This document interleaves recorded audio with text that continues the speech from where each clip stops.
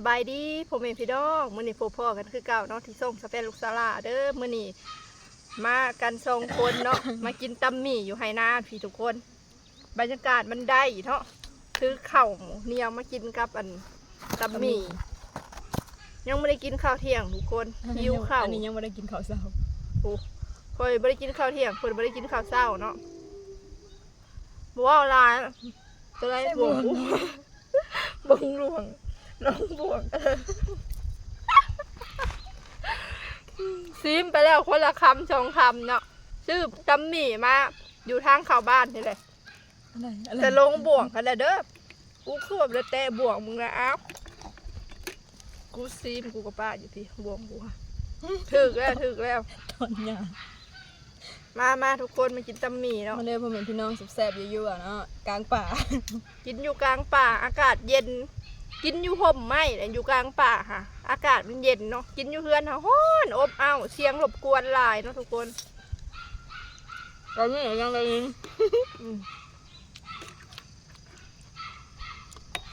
กินอยู่ป่ามันเงียบต่อยเงียบเอาซักให้ยังมันนั่นซักขึ้นให้เงียบแบบได้ยินแต่เสียงแมงจักรจั่นแมงอีห้องเนาะย้ำนี่ก็เสียงมาน้ย้ำนี่กับแมงจักรจั่นแมงอีห้องเซลเลยทุกคนแต่ว่าเฮาบ่มีอันตังไปติดหรือว่าไม่ไปหาเนาะ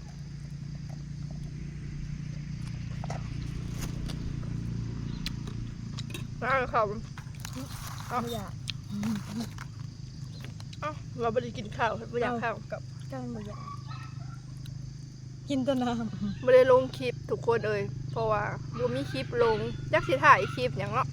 บรรยากาศอยู่บ้านเขาฮ้อนมาลายมือเลยเนาะทุกคนก็คิดว่าคือสิฮ้อนแบบนี้ไปลายมือพูดแหละบ่มีมือใดว่าฝนสิตกเบิ่งแห้งแรกเนาะหาได้ในการแมงจักจั่นแมงขนูนและยามนี่แต่ว่าแมงจักจั่นเขาสิไปหากลางเว้นนี่แม่นหาบ่ได้เนาะเพราะว่ามันบ่มีไม้ติดกับตังติดเนาะไปก้านเอากลางคืนกะมันบินไปเนาะทุกคนกินได้แน่กะไข่หาแมงขนูนหาได้อยู่ก็ได้กินอยู่หาแมงขนูนไปมื้อนั้นเนาะไข่หมูแดงนี่ก็มีแต่ว่าย้อมข่อยแย่บ่ได้มันเจ็บกัดพอดีอันเป็นตุ่มผื่นแดงขึ้นบ่เคยแย่ไข่หมูแดงนะแย่ก็แบบข่อยบ่ได้หมักกินได้ไข่หมูแดงค่ะมันบ่ได้แซ่บอะไรเนี่ยลูกศิษย์หลุดคอมีข้าวย่ำบ่บอกเขาหย่ำอยู่ข้างหนึ่งเลยมันตรงเลยเป็นแย่ไข่หมูแดงมานี่ย้อมโดดเจ็บแห้งแย่ไข่หมูแดงแล้วข่อยก็บ่หมักกินไข่หมูแดงมันบ่ได้แซ่บปานใดสำหรับข่อยเนาะแต่สำหรับบางคนก็ว่าแซ่บข่อยหมักกินนั่นแมงจักจั่นแมงขนูนแต่ว่าแมงจักจั่นบ่มีอุปกรณ์หาแมงขนูนไปก้านกลางคืนก็พอได้อยู่ถ้ามีหมูไปเนาะทุกคนได้พอขั่วอยู่เนาะมื้อนั้นไปกันหลายคนก็ได้คนละถ้วยนี่แหละเนาะมื้อนี้บ่มีคลิปทุกคนหาคลิปมาให้ FC เบิ่งเนาะจังหน่อย FC ถามหาว่าหายหน้าหายตาไปใส่บ่ได้ไปใส่ดอกทุกคนอยู่แต่บ้านไปเฮือนนี่แหละเนาะบ่ได้มีเวียกมีงานหยังดอกเบิ่งหน้าแดดร้อนจนบ่อยากไปใส่เนาะแดงๆมาแบบนี้ก็พากันออกไปซื้อน้ำเย็นมากินกับซื้อตำหมี่มากินเนาะ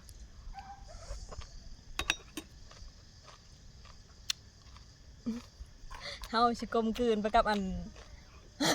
กับหญ้าทั้งหลังแล้วบ่ลิ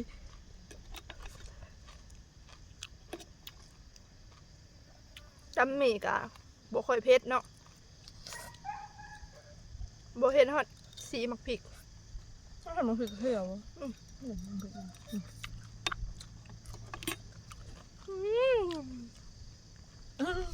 แมงนึง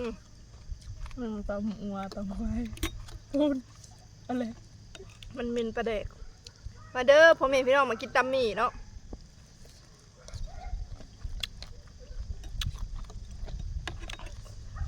ฝากเป็นกำลังใจให้เด้อพ่อแม่พี่น้อง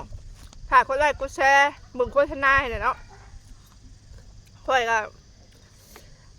เฮ็ดเฟซเนาะก็ลงคลิปสั้นอยู่เฟซสามารถเข้าไปเบิ่งได้เนาะคันพาอยากเบิ่งคลิปยาวแม่นเบิ่งอยู่ช่อง YouTube อยากเบิ่งคลิปสั้นเลยไปเบิ่งอยู่เฟซไปติดตามไว้ให้เด้อพ่อแม่พี่น้อง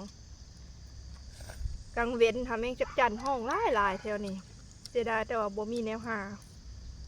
บ่มียางไม้ไปติดเอา เด็กก็แต่ก่อน บ่มีตังค์ แต่บ่ติดเงินจักรจันทร์ก็อีพัด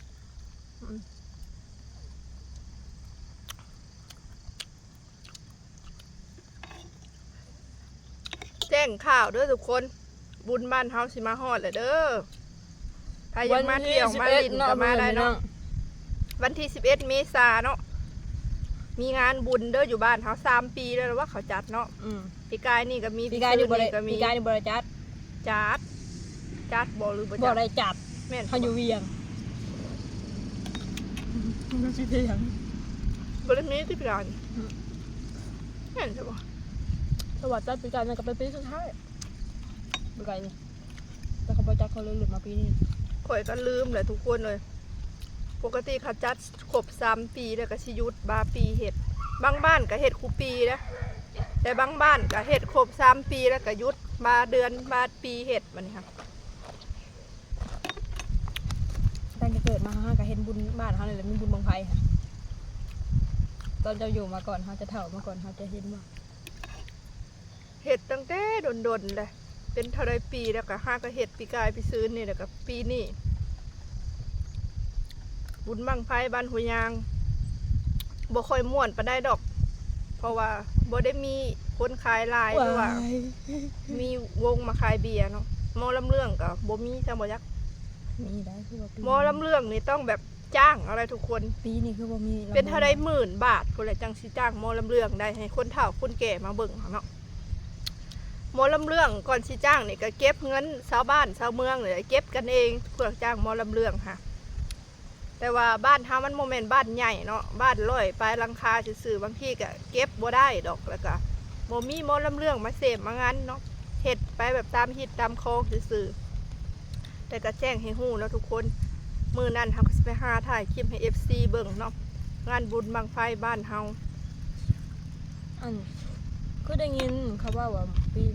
นี้มีระวงอ่ะมันก็บ่ได้ใหญ่มากน้อย บ่อยากเสือกแล้วเนาะ อ่ะ2 ปีตอนนั้นก็มี คนเฒ่าบ้านเฮานี่มักเบิ่งหมอลำเรื่องนะพ่อแม่พี่น้องคันมีหมอลำเรื่องแม่นนี่โอ้ยม่วนหอบเสื้อหอบแพ้หอบหมอนหอบสาดมานอนเบิ่งสอด สิ แจ้ ว่าง อย่าเอา เลย กระรอดเบิกคือกัน จะว่าวัยรุ่นเขานี่บ่อยากถึกใจเพิ่นไรเขาอยากกินเบียร์เต้นพุ่นเนาะคนเฒ่าบ้านเฮานี่บ่ได้ว่าแต่บ้านเฮาบ้านอื่นก็ยังพากันขี่รถไทยมาเบิ่งนะคันมีหมอลำเรื่องค่ะบ้านใกล้เฮือนเคียงค่ะ อยู่คนละบ้านกันกะขี่รถไทยคนเฒ่าคนแก่นะหอบลูกหอบหลานมานอนเบิ่งจนชอดแจ้งคนเฒ่าบ้านเฮาค่ะเขาบ่ค่อยได้เบิ่งค่ะนะเขาหมักม่วน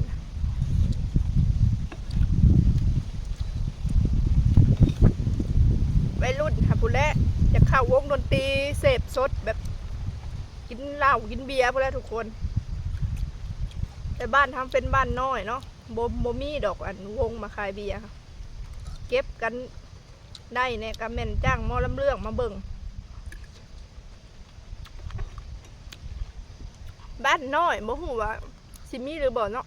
เขาเก็บเงินกันบ่ได้ บ้านน้อย เก็บเงินชาวบ้านมาจ้างบ่ได้ล้านหมื่นอยู่ได้4-5 หมื่นบาทกูคันได้ราคา4-5 หมื่นบาทนี่ม่วนเสพม่วนวงม่วนกันราคาถึงลงมาเนี่ยก็สิบ่ค่อยม่วนปานใดนะเดือดช่องครับเนี่ยขึ้นไปขึ้นมาค่ะ อิ่ม แดดช่องเท่าไหร่ เอาอิ่ม อิ่มบ่อิ่มหรือบ่อิ่ม อิ่มละเบิก อิ่มน้ำอะไร อิ่มมาก คันบ่มีน้ำเนี่ยบ่อิ่มดอกตำหมี่โคกเดียวเนาะกินไปทั้งสี่แหละทุกคนแต่ละมื้อยากน้ำแต่แนวกินค่อยหา แต่ละมือบ่ได้กินข้าวกินแต่น้ จักสิกินหยังตอนเช้าจักสิกินหยังกินตอนเช้าแล้วตอนเที่ยงจักสิกินหยังกินตอนเที่ยงตอนแรงจักสิกินหยัง ำตัวนี้บ่ได้คิดหลายยังได้คิดหลายยันบ่มีแนวกิน หาเช้ากินครับ หาได้กินเลย จักสิหากินหยังแห้งแรงหน่อไม้ก็ยังบ่ค่อยเกิด แต่คันดูหาก็พอได้กินอยู่แต่ว่ากินหลายกับเบื่อนะหน่อไม้นะมื้อน่ะก็แกงเฮ็ดอยากกินเฮ็ดอยากกินนั่น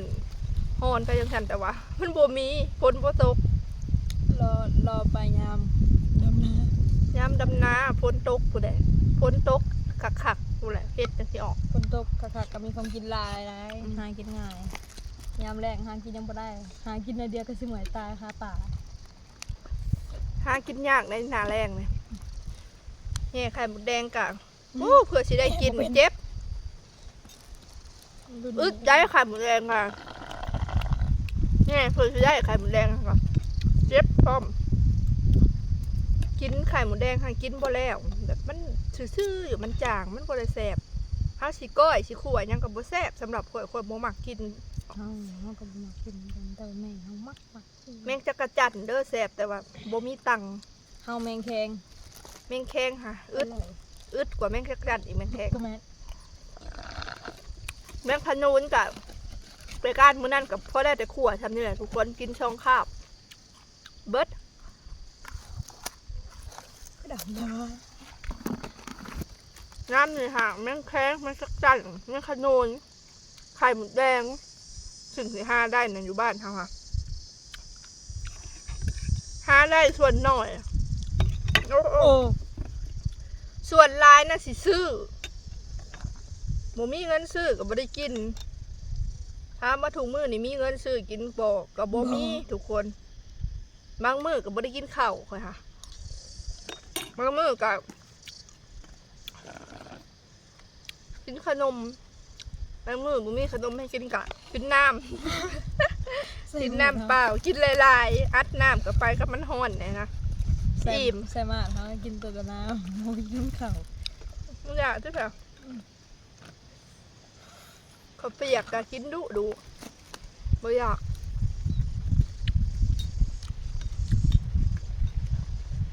อยู่ไซเนี่ยทุกคนฮอนอยู่บ้านคนฮอน38 39 ทอดไข่ยังสุกเลยจ้ะ เที่ยงคืนก็ยังบ่เย็นอยู่นะ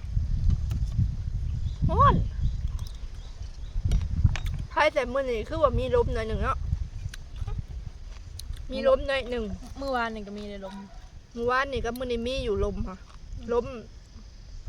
มกับบ่เย็นนะลมฮ้อน ลมบาดอายฮ้อนนะ ลมกับผ่านอายฮ้อนมาวูมันบ่ได้เย็นดอกลมก็ได้ แต่ก็ดีกว่าบ่มีหั่นนะดีกว่ามันสงัดอยู่ฮ้อนอยากกินแต่น้ำเย็นๆอยากกินแต่แนวหวานๆแต่กินหลายก็สิเจ็บคออีกแล้วบัดนี้ขนาดกินน้ำเปล่าในตู้เย็นซื่อๆก็ยังรู้สึกจากเจ็บคอเนาะมันกินแบบนี้ค่ะแห้งสิเจ็บค่ะ แต่มันก็คิดยากแต่มันฮ้อนเด้ กับซี่กินแล้วซื่อๆน้ำปั่นนี่บ่ปั่นได้กินไปกินมากะเรียน แต่หั่นน้ำปั่นคลายดีอากาศฮ้อน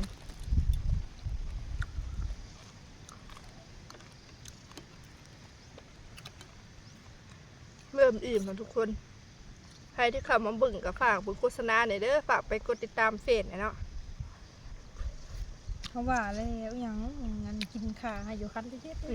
อยู่หมดมานั่งหมดโคยบุ หนังเฮงอะหมุดขึ้นเลยไม่ใช่หวานเกินไปเลย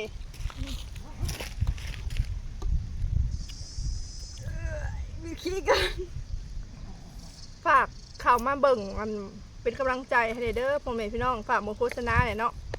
ไปเบิ่งคลิปสั้นให้เด้ออยู่เฟซเนาะชื่อช่องว่าชาวแพนแฟนเฟซไปกดติดตามเลยเนาะลงคลิปถุงมืออยู่แต่ส่วน YouTube นะมันใช้คลิปยาวเนาะบ่ฮู้สิถ่ายหยังก็อาจจะบามือลงเนี่ยในใจคนก็อยากมีลงทุกมืออะไรทุกคนเอ้ยพอได้มีรายได้อยู่บ้านก็อยู่ซื่อๆบ่ได้มีรายได้เลยเดี๋ยวนี้ค่ะเนาะอาศัยเฮ็ดคลิปนี่แหละให้ FC ฝากเป็นกำลังใจให้คนเด้เนาะฝากเบิ่งโฆษณาให้แน่เนาะ